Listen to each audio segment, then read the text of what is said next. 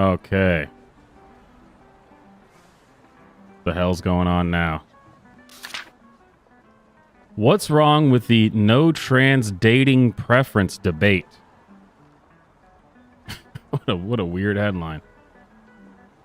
Everyone is entitled to their sexual preferences, but we should be able to talk about how societal values affect them. Oh boy.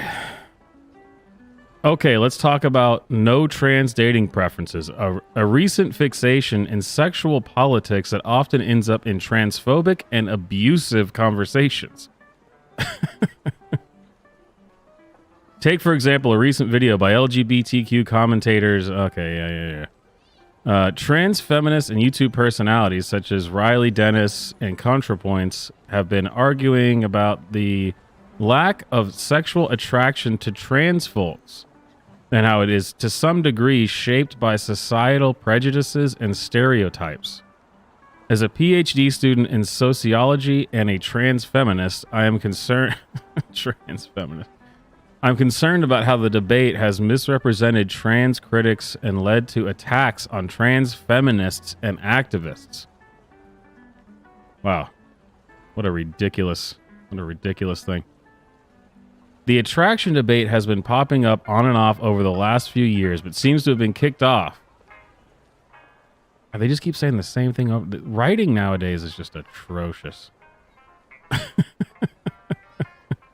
The video struck a nerve in far-right circles, which led to a harassment campaign carried out by an angry cyber mob of thousands of users systemically downvoting videos and sending hateful content or hateful comments and venomous response videos.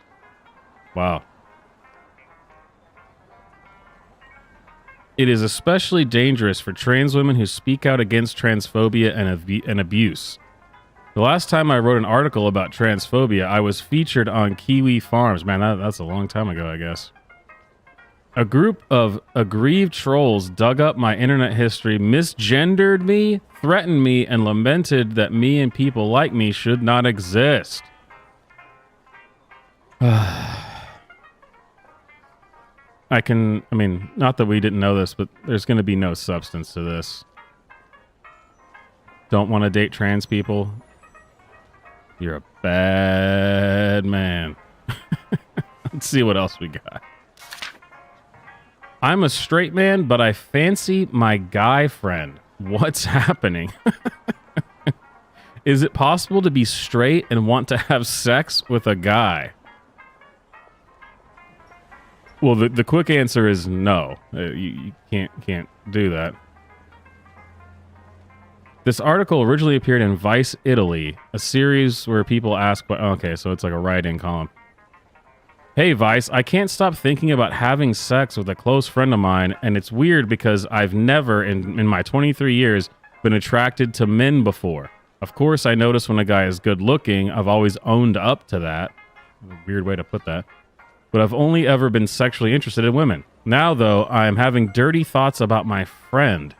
When I see him, when I look him up on social media,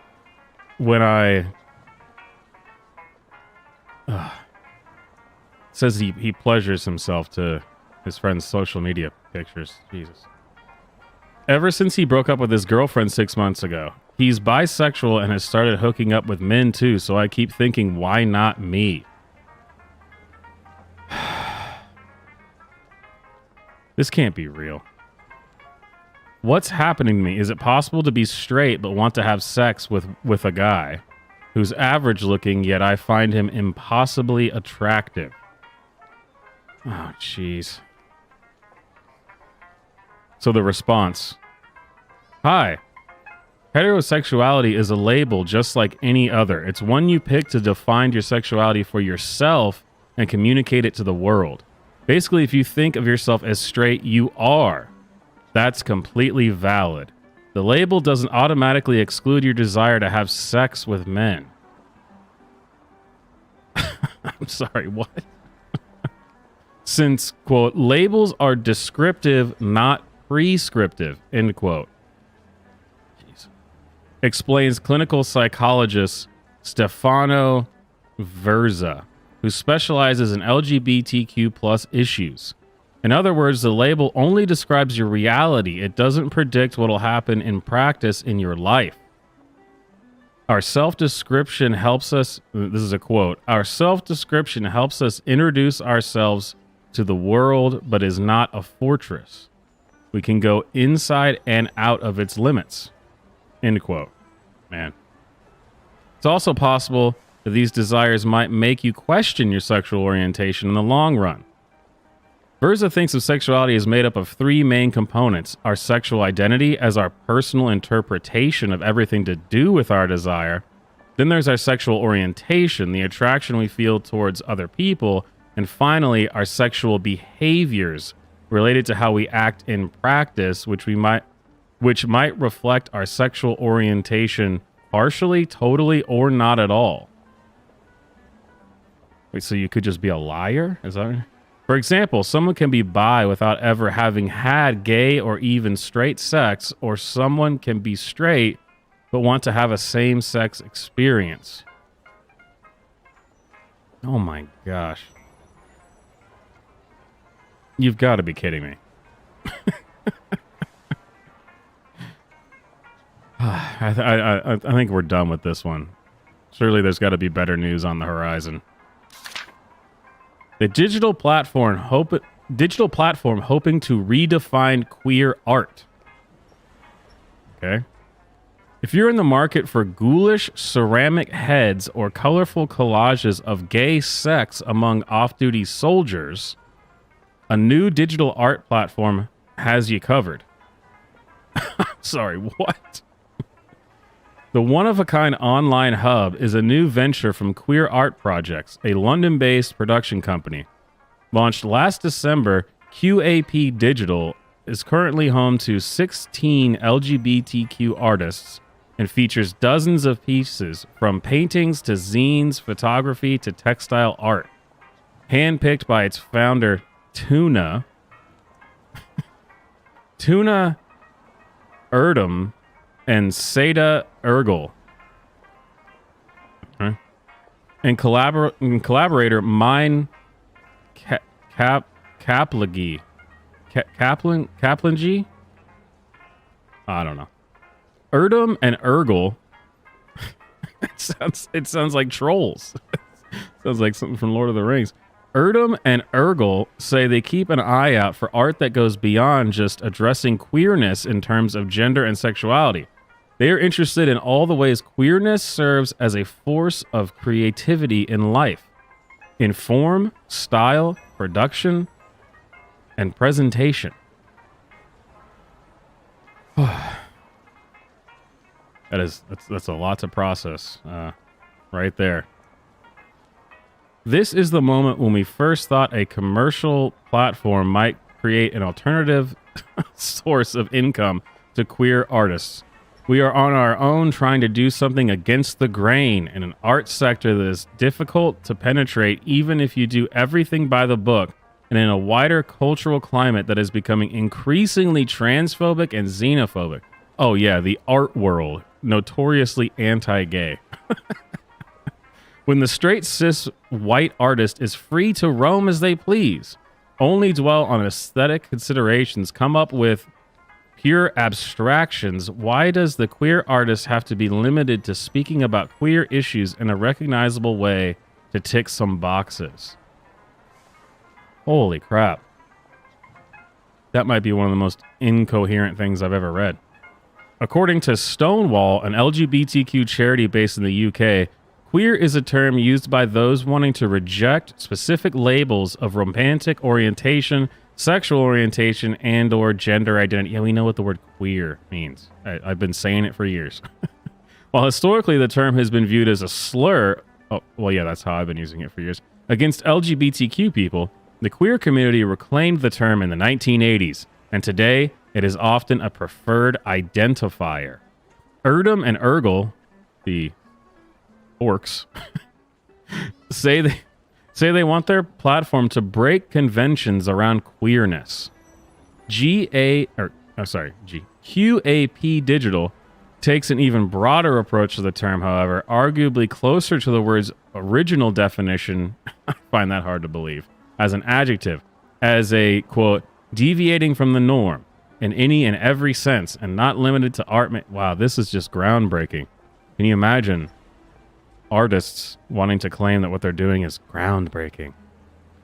Yeah, I'm not buying it. What else we got? Mike Pence doubles down on homophobic joke about Pete Buttigieg. The former vice president responded to criticism by suggesting the transportation secretary can't take a joke. Well, I certainly believe that. Former Vice President Mike Pence on Thursday night doubled down on a widely criticized joke he told about Transportation Secretary Pete Buttigieg at the white tie Gridiron dinner last weekend. That's how uncultured I am. I don't even know what this is. The Gridiron...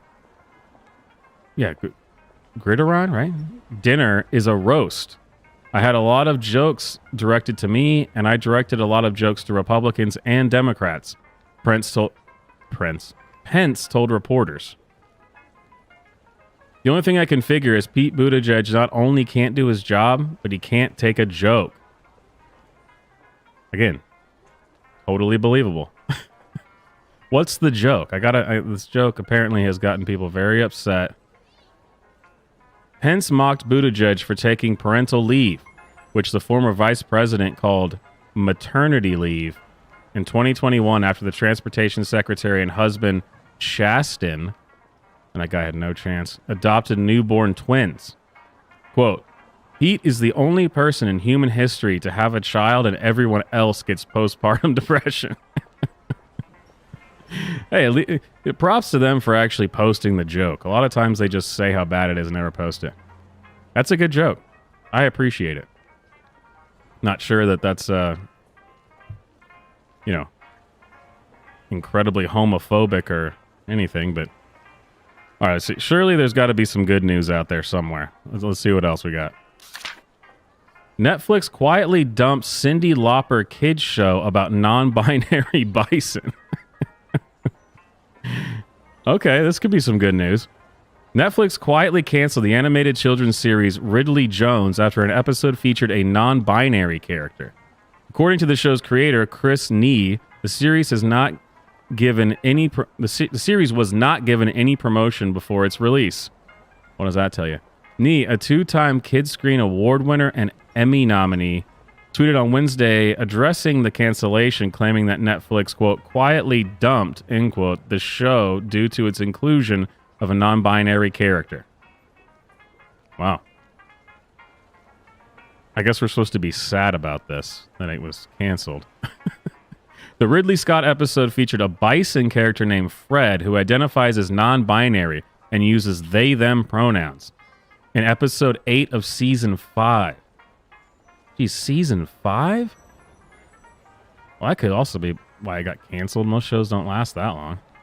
Titled Herd Day, Fred comes out to their grandmother, who is voiced by Cyndi Lauper. The episode sparked controversy, with many claiming the show was pushing a woke agenda. Yeah, claiming. Or it's just as a fact. In her tweet addressing the cancellation, Nee wrote, "Doesn't surprise me that Netflix has quietly dumped the first preschool show." Oh my God, for preschoolers? Preschool show that has a non-binary character coming out. I realize in this day and age, dumped means many things. A little weird thing to say. Just zero promotion of the episode. Oh, and yes, this is the end of the series. They canceled us after what they just put out. They threw all the specials, the Christmas special, the feature length, and the Cyndi Lauper episode, and just slipped it on and quietly. Yeah, I guess they canceled. Okay. Actually, that sounds great. I'm glad that all they have to do is mention some woke thing once, and now everything gets canceled. All right, that's kind of some good news. I'll take it.